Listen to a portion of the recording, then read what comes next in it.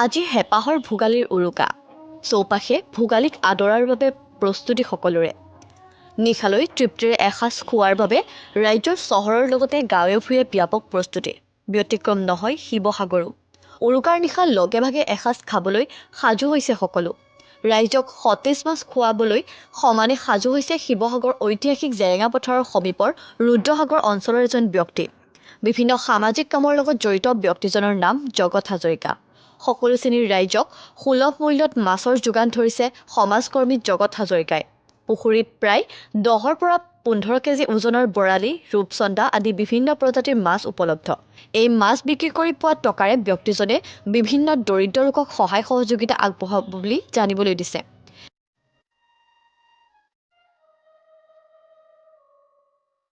সৰ্বপ্ৰথমে আপোনালোকৰ নিউজ চেনেলৰ যোগেদি আমি সমূহ অসমবাসীক ভোগালীৰ আন্তৰিক জনাইছো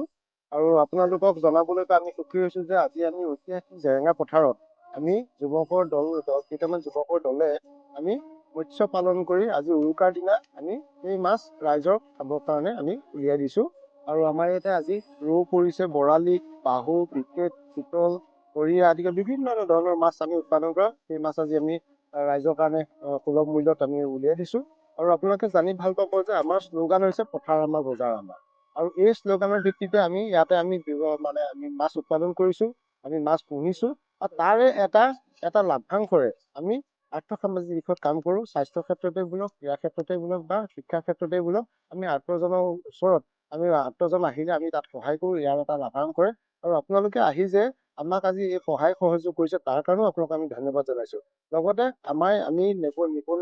নিবনুৱা নৱপ্ৰজন্মক এটা কথাই কওঁ যে চাকৰিৰ পিছত দৌৰাতকৈ ব্যৱসায় বাণিজ্যত আপোনালোকে মনোযোগ দিয়ক আৰু ব্যৱসায় বাণিজ্য মনোযোগ দিলে সঁচাই এখন অসম সমৃদ্ধিশালী অসম হ'ব